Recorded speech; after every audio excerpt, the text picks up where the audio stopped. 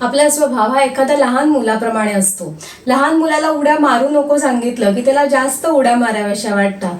तसंच डॉक्टरांनी आपल्याला एखादं पथ्य सांगितलं, एखादी गोष्ट खाऊ नको सांगितली की ती आपल्याला जास्त खावीशी वाटते. आणि त्यात जर आपल्याला डायबेटीस असेल आणि पहिल्यापासून गोड आवडत नसेल तर मात्र आपली फार पंचायत होते. आणि सणासुदीचे दिवस आले की मात्र आपण गोड खाल्ल्याशिवाय आपण सण साजराच केला नाही असं आपल्याला वाटायला लागतं. आणि म्हणूनच मी आजच्या व्हिडिओमध्ये सांगणार आहे की डायबेटीस असताना तुम्ही गोड खाऊ शकता का आणि त्यासाठी तुम्हाला काय काळजी घ्यायची आहे. पण त्यासाठी व्हिडिओ शेवटपर्यंत नक्की बघा. नमस्कार, मी डॉक्टर स्वप्ना तुमचं सगळ्यांचं स्वागत करते आपल्या YouTube channel healthy living with doctor स्वप्नामध्ये.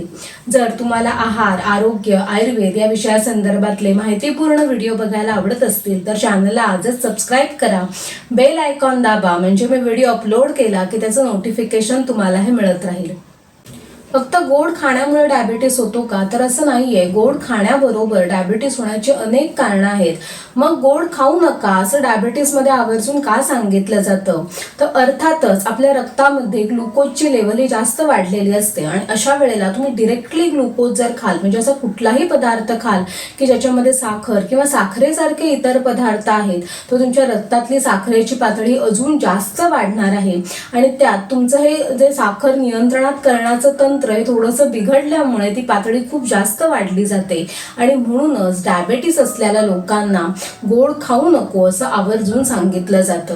आम्ही गोड अजिबातच खायचं नाही का असा प्रश्न हा कायम पडलेला असतो. खरं तर याचं अगदी अचूक उत्तर म्हणजे तुम्ही काय आणि किती प्रमाणामध्ये गोड खाऊ शकता हे प्रामुख्याने 3 गोष्टींवर अवलंबून आहे. सगळ्यात पहिल्यांदी म्हणजे तुमचं डायबेटीसचं प्रमाण किती आहे, म्हणजे तुमच्या रक्तातली साखर ही किती प्रमाणामध्ये वाढलेली आहे. बरोबरीनेच तुमची 3 महिन्याची ॲव्हरेज शुगर म्हणजे तुमचा HbA1c ची लेवल काय आहे आणि तुम्हाला काय आणि किती प्रमाणामध्ये गोळ्या किंवा इन्सुलिन चालू आहे. दुसरं महत्त्वाचं आहे ते म्हणजे तुमचा रोजचा आहार कसा आहे, तुमच्या आहाराचं नियोजन कसं आहे, किंवा तुम्ही डॉक्टरांनी सांगितलेलं पथ्य हे किती प्रमाणामध्ये पाळत आहात. आता मी इथे डॉक्टरांनी सांगितलेलं असं आवर्जून का म्हणत आहे याचं उत्तर तुम्हाला नंतर मिळेलच. तिसरं महत्त्वाचं आहे म्हणजे तुमची ॲक्टिव्हिटी लेवल किती आहे, तुम्ही दिवसभरामध्ये किती व्यायाम करत आहात, एक्सरसाइज करत आहात, किंवा दिवसभरामध्ये तुमचा ॲक्टिव्हनेस किती आहे. या 3 गोष्टींवर खरं तर याचं अगदी निश्चित उत्तर हे अवलंबून आहे. आणि जर तुम्ही याचा विचार न करता मात्र गोड खात असाल तर त्याचे रिझल्ट हे तुमच्या रिपोर्टमध्ये दिसणारच आहेत. म्हणजे तुमची साखर वाढलेली ही दिसून येणारच आहेत आणि हळूहळू त्याचे मग गंभीर परिणाम हे आपल्या आरोग्यावर होत असतात. तर आजच्या व्हिडिओमध्ये बघूयात की यासाठी आपण काय टिप्स करू शकतो किंवा काय काळजी आपण घेऊ शकतो. सगळ्यात पहिलं महत्त्वाचं आहे ते म्हणजे तुमच्या आहाराचं नियोजन. डायबिटीसमध्ये सगळ्यात मोठी चिकित्सा जर कोणती असेल तर ती तुमची आहार चिकित्सा, म्हणजेच तुम्ही काय आणि किती प्रमाणामध्ये खात आहात यावरच अवलंबून आहे की तुमच्या रक्तातली साखर ही किती प्रमाणामध्ये वाढणार आहे. आता मी मगाशी असं का म्हटलं की डॉक्टरांनी दिलेलं पथ्य तुम्ही किती प्रमाणामध्ये पाळत आहात, कारण डायबिटीस म्हटलं की सगळ्यांचाच खाण्याच्या बाबतीमध्ये गोंधळ होतो. बऱ्याच जणांना असं वाटतं मी चहा बंद केली आहे म्हणजे मी पथ्य पाळतो. काही जणांचं म्हणणं असतं मी भात पूर्णतः बंद केलाय म्हणजे मी पथ्य पाळतो. तर काही जण म्हणतात मी साखर खाणं पूर्ण बंद केलंय पण मी गुळाचा चहा मात्र पितो, गुळाचे पदार्थ मात्र खातो. तर खरं तर साखर किंवा गुळ हे दोन्ही पोटामध्ये गेल्यानंतर त्यांचं विघटन होऊन ग्लुकोजच तयार होणार आहे, म्हणजे तुमच्या रक्तातली साखरही वाढणार आहेच. म्हणूनच तुम्ही काय आणि किती प्रमाणामध्ये खायचं यासाठी तुमच्या आहार तज्ज्ञांचा, डॉक्टरांचा सल्ला घेणं हे खूप जास्त महत्त्वाचं आहे. तर प्रामुख्याने आपल्या शरीरामध्ये साखर ही कोणत्या कोणत्या घटकांमुळे वाढू शकते, तर अर्थातच ज्याच्यामध्ये डिरेक्टली साखर किंवा साखरेसारखे पदार्थ आहेत, म्हणजे कुठलाही असा पदार्थ की ज्याच्यामध्ये साखर आहे, गूळ आहे, मध आहे, त्याच्यामुळे आपली रक्तातली साखर ही कमी जास्त प्रमाणामध्ये वाढणार आहेच. बरोबरीनेच असे काही पदार्थ आहेत की जे अगदी आपण नेहमी खातो पण त्यामुळे देखील आपली साखर ही वाढत असते. म्हणजेच काय, जे असे पदार्थ की ज्याच्यामध्ये कार्बोहायड्रेट आहेत, स्टार्च आहेत, पिष्टमय पदार्थ आहेत, त्याचं शरीरामध्ये विघटन होऊन ग्लुकोजमध्ये रूपांतरण होत असतं.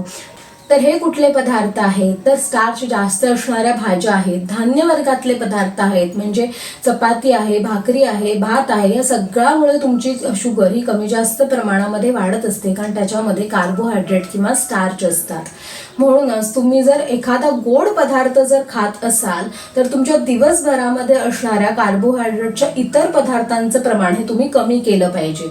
उदाहरणार्थ तुम्ही एखादी जर मिठाई खाल्ली तर दिवसभरामध्ये तुम्ही जे खात आहात म्हणजे तुम्ही भाकरी खात आहात तर नेहमीपेक्षा तुम्ही भाकरीचं प्रमाण हे कमी केलं पाहिजे. मग तुम्ही अर्धपोटी राहायचंय का, तर अर्थातच नाही. तर त्याऐवजी तुम्ही तेवढ्याच प्रमाणामध्ये एखादा प्रथिनयुक्त किंवा फायबरयुक्त पदार्थ खाऊ शकता. म्हणजेच काय, जर तुम्ही नॉन व्हेजिटेरियन असाल तर तुम्ही त्याऐवजी तुम्ही एखादं उकडलेलं अंड एक्स्ट्रा खाऊ शकता, किंवा जर तुम्ही व्हेजिटेरियन असाल तर तुम्ही त्याऐवजी सॅलड जास्त खाऊ शकता, ज्यामुळे तुमचं पोट देखील भरेल आणि बरोबरीने साखर देखील जास्त वाढणार नाही. कधी कधी असं होतं आपण सकाळी नाश्त्याच्या वेळेला तुम्ही एखादं इडली खाता, डोसा खाता, म्हणजे अर्थातच तुमच्या पोटामध्ये तांदूळ केलेला आहे म्हणजे ग्लुकोज वाढणार आहे. दुपारी तुम्ही भाकरी खाता, बरोबरीने तुम्ही एखादा गोड पदार्थ खाता, तर अशा वेळेला साखरी जास्त वाढली जाते.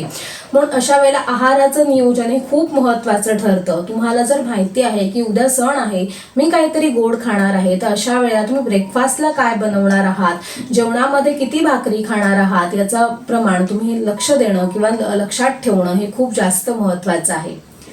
दुसरा महत्त्वाचा मुद्दा आहे ते म्हणजे कट डाऊन युअर शुगर, म्हणजेच काय, अतिरिक्त साखर कमी करा. आता तुम्ही म्हणताय गोड खाल्लं तर चालेल, मग अतिरिक्त साखर कोणती आहे, तर म्हणजेच काय, तर हिडन शुगर म्हणजेच लपलेली साखर.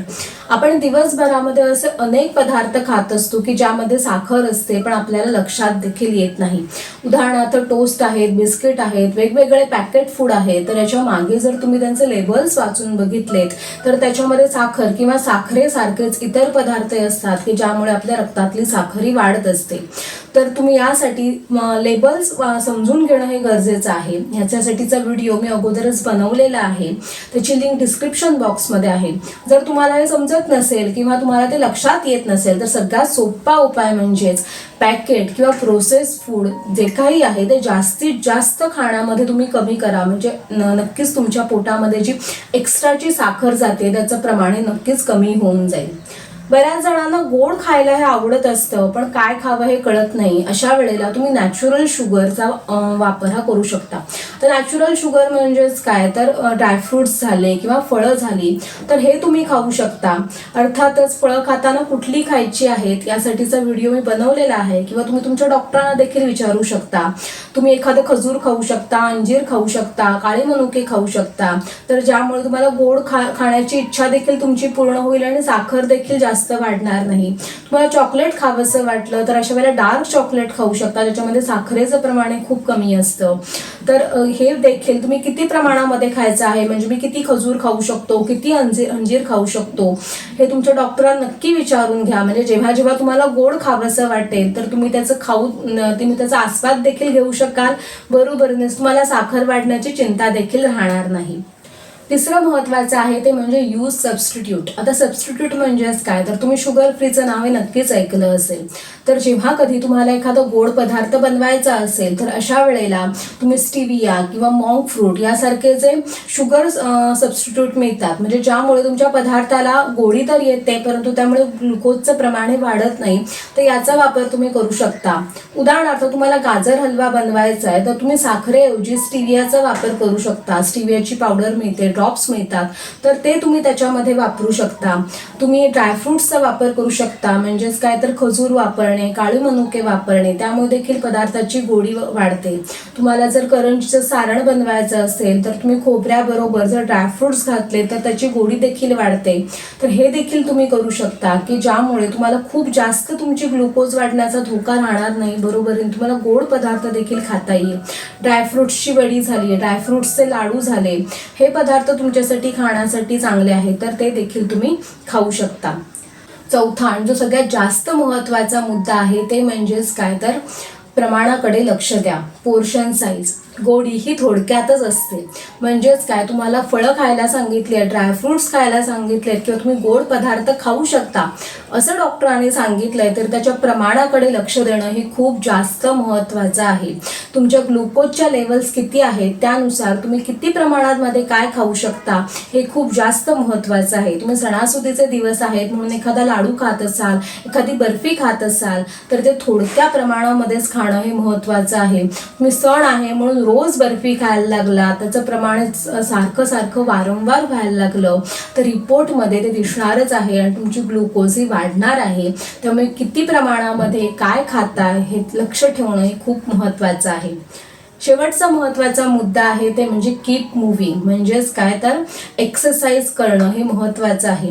डायबेटीसमध्ये ज्या पद्धतीने आहार चिकित्सा महत्त्वाची आहे त्याबरोबरच व्यायाम करणं देखील तितकंच महत्त्वाचं आहे. तुमच्या रोजच्या चालण्यामुळे तुमचं ब्लड सर्क्युलेशन चांगलं राहतं, बरोबरच तुमचे ग्लुकोज लेवल्स देखील मेंटेन राहण्यासाठी, नियमित राहण्यासाठी देखील मदत होते. म्हणून सणासुदीचे दिवस आहेत म्हणून चालणं सोडायचं, चालायचं नाही असं करू नका. तर मधुमेह असलेल्या व्यक्तीने कमीत कमी 30 ते 40 मिनिटं हे रोजचं चालणं गरजेचं आहे.